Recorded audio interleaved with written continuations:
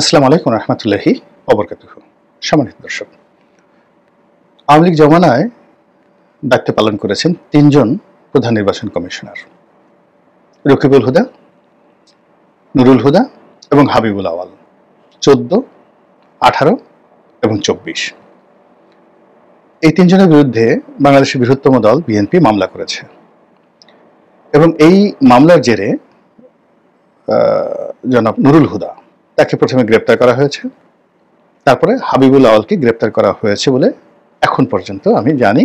রকিবুল হুদার যিনি 2014-তে নির্বাচন করেছেন, তিনি কি পলাতক, জীবিত না দেশের বাইরে, এটা আমি জানি না, বা এখন পর্যন্ত আর গ্রেপ্তারের কোনো খবর আসেনি। তো হাবিবুল আওয়াল সাহেবকে কিভাবে গ্রেপ্তার করা হয়েছে, কোথায় আছেন তিনি, বা কি হচ্ছে না হচ্ছে সেটা নিয়ে মানুষের অত আগ্রহ নেই, কিন্তু নুরুল হুদা সাহেবের সঙ্গে যে আচরণ করা হয়েছে সে আচরণ নিয়ে সারা বাংলাদেশ তোলপাড়। তাকে যখন গ্রেপ্তার করা হলো, সেই গ্রেপ্তারের আগেই সেখানে ছাত্র জনতা বা মব সৃষ্টিকারী যারা রয়েছেন তারা সেখানে গেলেন। তাদের সবারই রাজনৈতিক পরিচয় আছে এবং এই রাজনৈতিক পরিচয় নিয়ে পরে কথা বলবো। সেই রাজনৈতিক পরিচয় যারা লোকজন রয়েছেন তাদের চেহারা স্রোতের সঙ্গে তাদের রাজনৈতিক পরিচয়টা মেলে না, মানে যারা এই মব করেছেন। তো তারা এই মব করে এই ভদ্রলোকের মালায় জুতার মালা পরিয়েছেন, তাকে তুই তুকারি করে কথা বলেছেন, তাকে হয়তো মারধর করেছেন এবং তার আগে যেটা করেছেন যে তার গালে প্রকাশ্যে জুতো মেরে আবার সেটা ভিডিও করেছেন এবং সবাইকে গর্ব করে, অহংকার করে যে এই ভিডিও করে এবং সব জায়গায় ছাড়িয়ে দাও। এবং এই ঘটনা যখন সামাজিক মাধ্যমে ছড়িয়ে পড়েছে, তখন সাধারণ যারা বিবেকবান মানুষ, সুস্থ মানুষ, দেশের কল্যাণ চায়, তারা সবাই চারিদিকে প্রতিবাদের ঝড় তুলেছেন। কিন্তু উগ্র যারা, আমাদের দেশে ইতিমধ্যেই একটা বিরাট উগ্র গ্রুপ তৈরি হয়ে গেছে যারা মব সন্ত্রাসকে পছন্দ করে, যে মব হওয়া উচিত, যারা গালাগাল পছন্দ করে, এটা একটা কালচার হয়ে গেছে। যে কোনো মানুষকে গালাগাল করতে হবে, বাপ মা তুলে গালাগাল করতে হবে এবং সবার জন্মের সনদ সাথে নিয়ে ঘুরতে হবে, বিয়ের সনদ সাথে নিয়ে ঘুরতে হবে এবং যে কোনো সম্পর্কের মধ্যে এবং যে কোনো জন্মের মধ্যেই আমাদের এই সমাজে একটা বিরাট গ্রুপ তৈরি হয়ে গেছে। সামাজিক মাধ্যমে তারা ত্রুটি খুঁজে পান। যে কোনো মানুষকে আক্রমণ করার জন্য তার জারজ, সে জারজ সন্তান, তার বাপ খারাপ, তার মা খারাপ, এই অন্যকে ছোট করার জন্য এই কথাগুলো বলতে হবে। এরপরে নারী পুরুষের সম্পর্ক করার ক্ষেত্রে যদি কোনো সুন্দরী নারী বা সুন্দর পুরুষ কাউকে টার্গেটের মধ্যে পাওয়া যায়, অমনি তার চরিত্র হননের জন্য তার সর্বনাশ করতে হবে। অতি সম্প্রতি এনসিপির একজন নেতার একটি ভিডিও ভাইরাল হয়েছে, অডিও ভাইরাল হয়েছে। তো সেখানে একটা রমণীর সঙ্গে তার কিছু কথোপকথন হয়েছে এবং সেই রমণী সাহস করে এসে বলেছেন, সেটা হলো সাবেক অ্যাটর্নি জেনারেল, সাবেক উপদেষ্টা হাসান আরিফ সাহেবের ছেলের স্ত্রী। তো তিনি বলেছেন যে কথাটা আমার সঙ্গে হয়েছে, কিন্তু তারপরেও সেই একই দলের অন্য একটি রমণী, ডক্টর তাসনুবা সম্ভবত তার নাম, তার ছবি দিয়ে যে সকল অশ্লীল অশ্রাব্য কথাবার্তা বলা হচ্ছে, এটা আমাদের বেসিক্যালি রুচির দুর্ভিক্ষ নয়, রুচিতে পছন্দ হয়েছে, যা মুখে আসে। মানে একটা ভদ্র মহিলা, পেশায় ডাক্তার, এনসিপি করেন, যিনি এই ঘটনার সাথে জড়িত না, তো প্রথমে অনুমান করে তাকে নিয়ে ট্রল করা হলো, আর এখন জানার পরেও তাকে নিয়ে ট্রল করা হচ্ছে পুরো সামাজিক মাধ্যমে। এরপরে অন্যান্য যারা আছেন সব দলই, সেখানে রুমিন ফারহানা থেকে শুরু করে শামা ওবায়েদ, মানে যাদের কে আল্লাহ রাব্বুল আলামিন যোগ্যতা দিয়েছে, তার সঙ্গে সঙ্গে সৌন্দর্য দিয়েছেন, তাদের চরিত্র হননের জন্য এমন কোনো অশ্লীল এবং অশ্রাব্য কথা নেই এই সামাজিক মাধ্যমে ছড়ানো হচ্ছে না। একইভাবে পিনাকি, এখন পিনাকির বক্তব্য দ্বারা অনেক আহত হচ্ছে। পিনাকি একটা স্টাইল করে তিনি নিজে কিছু অশ্লীল শব্দ, অশ্রাব্য কথাবার্তা বলেন, সেটা তার ব্যক্তিগত বিষয়, কিন্তু তার জন্ম নিয়ে ত্রুটি, সে জারজ, তার মা পাকিস্তানের লোকদের সাথে শুয়েছে, এই সমস্ত কথা বলে বুড়া বুড়া মানুষ, আল্লাহ মানে এদের হেদায়েত দান করুক, বুড়া বুড়া মানুষ তারা সেই পিনাকি নিয়ে যে সমস্ত কথাবার্তা বলছে এবং বলছে আমি পিনাকির চাচা হই। পিনাকি আবার সেই কথাগুলো সে অ্যাডমিট করেছে যে মানে ঠাট্টা করে, স্যাটায়ার করে, যে এ যদি আমার চাচা হয় তাহলে তো মানে আমার মানে নানা রকম কথাবার্তা। কিন্তু মূল ব্যাপার হলো যে এইগুলো আসলে মানে লেভেল আছে, একটা বদমাইশের একটা লেভেল আছে। পিনাকিকে নিয়ে আপনার যাকে বলা হয় অমত থাকতে পারে, দ্বিমত থাকতে পারে, ক্রোধ থাকতে পারে, কিন্তু তার শব্দচয়ন নিয়ে থাকতে পারে, কিন্তু তার যুক্তি, তার উপস্থাপনা, তার প্রাসঙ্গিকতা নিয়ে তো আপনি বিতর্ক করতে পারবেন না। এখন সে হয়তো একটা বাজে কথা বলছে, একটা বাজে অঙ্গভঙ্গি করছে, কাউকে টার্গেট করে একটা কথাবার্তা বলছে, কিন্তু কিন্তু সে যুক্তি দিয়ে তো তার কথাটা বোঝানোর চেষ্টা করছে। এক, দুই নম্বর হলো আমাদের মহান মুক্তিযুদ্ধে তার পরিবারের একটা বিরাট ভূমিকা রয়েছে, এবং তিনি বগুড়ার অত্যন্ত সম্মানিত একটা পরিবার থেকে এসেছেন। তার মা সম্মানিত মহিষী রমণী, তার বাবা ওই বগুড়া শহরে হিন্দু মুসলমান সর্বজন শ্রদ্ধেয় একজন ব্যক্তি। এখন আপনি তার জন্ম নিয়ে টানাটানি করছেন, এটা কি ধরনের কথা?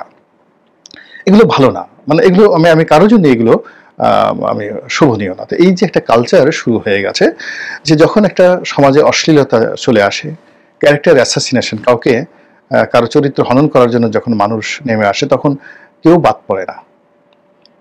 এটা যারাই করেছেন, আপনি দেখেন আওয়ামী লীগ জমানাতে শেখ হাসিনার মুখ দিয়ে বেগম খালেদা জিয়ার সম্পর্কে, তারেক জিয়ার সম্পর্কে যে কথাগুলো বলা হচ্ছে, তার 10 গুণ এখন তাকে নিয়ে বলা হচ্ছে না, তার পরিবারকে নিয়ে বলা হচ্ছে না। এটা কি মানে তার জন্য ভালো হয়েছে বলেন তো?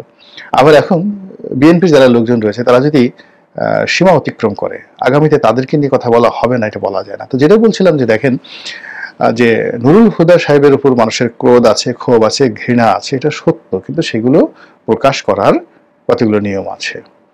এখন আমাদের দেশে নয়, সারা দুনিয়াতে যেটা হয় সেটা হলো, আপনার যখন অপছন্দ হয় কাউকে, তার কুশপুত্তলিকা বানায়, সেটা দাহ করে, তারপরে শেষে তারও মূর্তি বানিয়ে সেখানে জুতো মারে, স্যান্ডেল মারে। এটা বিশ্ব জুড়ে এটা হয়। ডোনাল্ড ট্রাম্পের মূর্তি বানিয়ে তার পাশার উপর আচ্ছা মতো জুতো মারা হচ্ছে ওয়াশিংটন ডিসিতে। এটি না ডোনাল্ড ট্রাম্পের রাগ হয় না, কিন্তু ডোনাল্ড ট্রাম্পের গালে জুতো মারা তো দূরের কথা, এরকম একটা যদি কোনো কাজ করায়, পুরো আমেরিকাতে যুদ্ধ লেগে যাবে, তছনছ করে ফেলবে সমস্ত কিছু। যদি ডোনাল্ড ট্রাম্প কোনো দেশে গিয়ে, আমেরিকার সবচেয়ে যে লোকটি ডোনাল্ড ট্রাম্পকে অপছন্দ করে, সেও যুদ্ধ ঘোষণা করবে সেই লোকের বিরুদ্ধে, সেই দেশের বিরুদ্ধে।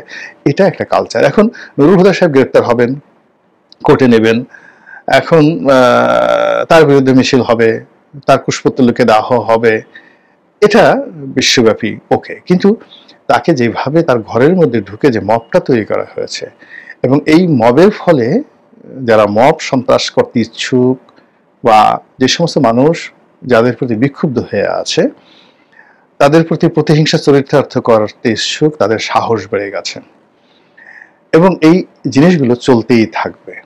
তার ধারাবাহিকতা আপনি দেখেন, ইন্টারনেট খুলে দেখেন, লিঙ্কডইন খুলে দেখেন, ফেসবুক দেখেন, ইউটিউব দেখেন, প্রায় 1 ডজন বিচারপতিকে টার্গেট করা হয়েছে, যারা আওয়ামী লীগ জমানাতে ছিল।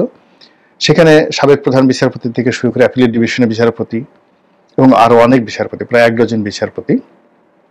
অনেকে চাকরিতে আছেন কিনা জানি না, অনেকে পলাতক, অনেকে দায়িত্ব থেকে তাদেরকে বাদ দেওয়া হয়েছে, কিন্তু তারা সর্বোচ্চ আদালতের বিচারক।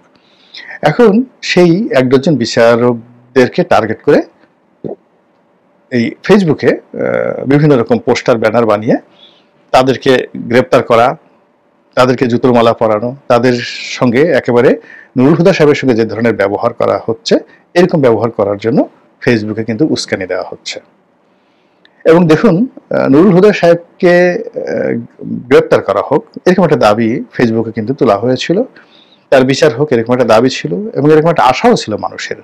কিন্তু আমরা কেউ কল্পনাও করিনি যে তার বাসায় ঢুকে তাকে এইভাবে মব সৃষ্টি করে গণপিটুনি দেওয়া হবে, তার গালে জুতো মারা হবে, তারপর জুতোর মালা পরানো হবে।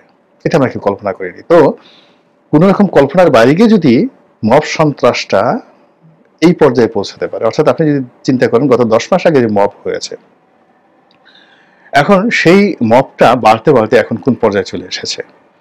আমরা উপজেলা পর্যায়ের একজন মুক্তিযোদ্ধা, ইউনিয়ন পর্যায়ের একজন আওয়ামী লীগ নেতা, গাছের সঙ্গে বেঁধে তার গলায় জুতোর মালা পরানো হচ্ছে, তাকে মারা হচ্ছে, এই দৃশ্যগুলো আমরা দেখে আহত হয়েছি।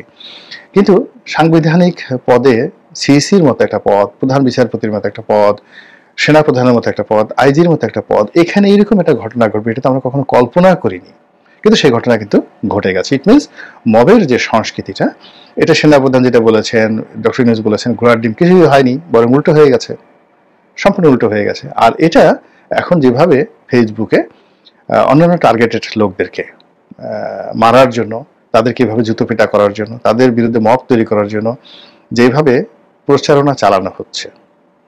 এবং যেভাবে মবকারী, আপনি চিন্তা করেন যে যারা মব করছে বা যারা অন্যায় করে তারা সংগঠিত, যারা অপরাধ করে তারা সবসময় সংগঠিত। ফলে এই প্রচার এবং প্রোপাগান্ডা দ্বারা যে জনমত তৈরি হচ্ছে এবং যে সন্ত্রাস তৈরি হচ্ছে, যে ঘৃণা তৈরি হচ্ছে, যে বিদ্বেষ তৈরি হচ্ছে, এবং এটা যদি বাস্তবায়িত হয় বিচারপতিদের ক্ষেত্রে, দেশ থাকে, বিচার বিভাগ থাকে।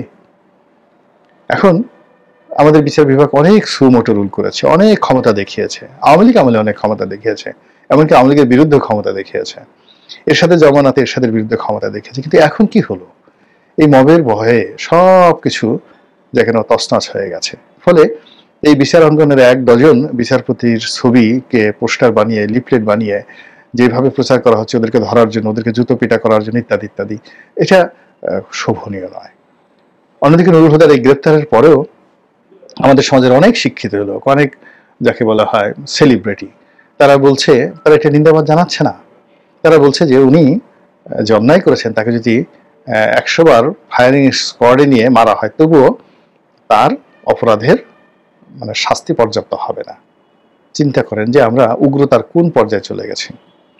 এবং এই যে মেসেজগুলো দেশের বাইরে যাচ্ছে, বিনিয়োগ আসবে, এই মেসেজগুলো দেশের বাইরে চলে গেছে। চট্টগ্রাম বন্দর যারা চালাতে চান আনতে পারবেন না, যারা ইউনূস আপনি আনতে পারবেন না। এই মব বন্ধ করেন আগে, সবার আগে। যে সর্বনাশ ঘটে গেছে সেই সর্বনাশ তো আর ফিরে আমরা সুরাহা করতে পারবো না, ফিরেও পাবো না সেই সুসময়। কিন্তু আগামীতে যেন এটাকে উপলক্ষ করে আরো বড় কোনো সর্বনাশ না ঘটে, সে ব্যাপারে অচিরেই সতর্ক হন। আল্লাহ আমাদের সবাইকে হেদায়েত দান করুন এবং হেফাজত করুন। আসসালামু আলাইকুম ওয়া রাহমাতুল্লাহি ওয়া বারাকাতুহু।